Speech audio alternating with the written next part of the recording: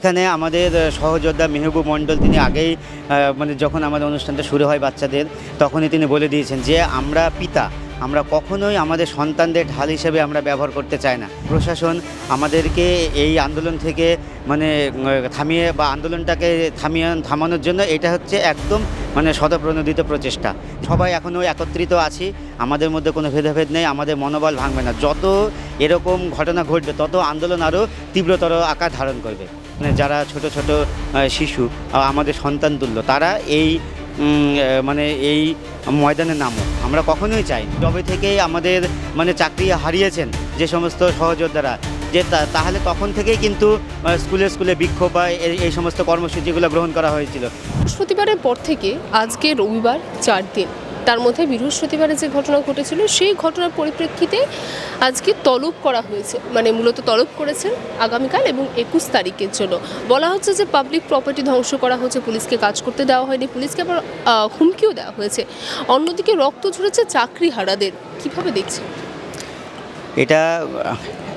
এতজন চাকরিহারা তাদের যে বিক্ষোভ, সেখানে আর সত্যি কথা বলতে যে সরকারি সম্পত্তি একেবারে ধ্বংস করা হয়নি, ঠিক আছে। আর এখানে তলব করা হয়েছে, যদি সেরকম আইনানুগ ব্যবস্থা থাকে তাহলে আমরা সকলে একত্রিতভাবে সেখানে আমরা হাজির হব, কারণ এটা একদম সম্পূর্ণভাবে নির্দোষ। এখানে আমাদের তো প্রচুর মানে সহযোদ্ধাদের মানে প্রাণ সংশয়ের ব্যাপারটা চলে আসছে এখানে। এবার আমি আমার পরিচয় একটু বলতে চাই। আমি একজন 2011 সালের এসএসসির চাকরি করি বর্তমানে। তো আমি এসছি এখানে যে যারা যোগ্য শিক্ষক শিক্ষিকা এবং শিক্ষাকর্মীবৃন্দ যারা মানে যোগ্য সত্ত্বেও যারা বঞ্চিত হয়েছে তাদের পাশে আমি দাঁড়াতে আমি এখানে এসেছি। আপনি এই 16 সালে প্যানেলের না, আমার এখানে চাকরি হারায়নি। আমি 2011 সালের এসএসসির চাকরি করি।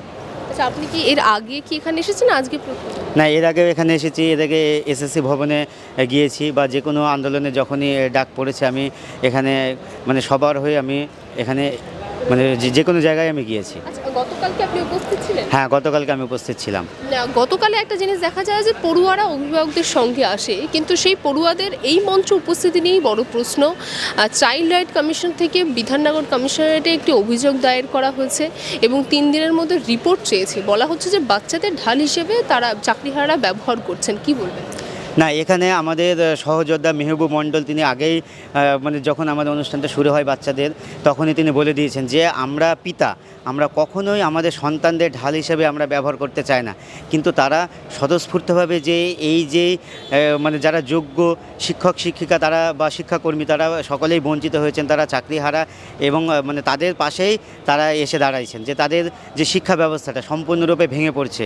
শুধুমাত্র তাদের স্কুলে নয়, মানে এইটা মানে সারা পশ্চিমবঙ্গব্যাপী এই একটা বিক্ষোভ বা এরকম ছাত্রছাত্রীরা পথে নেমেছে। তাদেরকে ঢাল হিসেবে কখনোই ব্যবহার করা হয়নি। আমাদের আবারও বলছি যে আমাদের সহযোদ্ধা মেহবুব মণ্ডল তিনি প্রথমেই বলে দিয়েছেন অনুষ্ঠানের যে আমরা মানে পিতারা কখনোই বাচ্চাদের মানে ঢাল হিসেবে ব্যবহার করে না বা করতে চায়নি।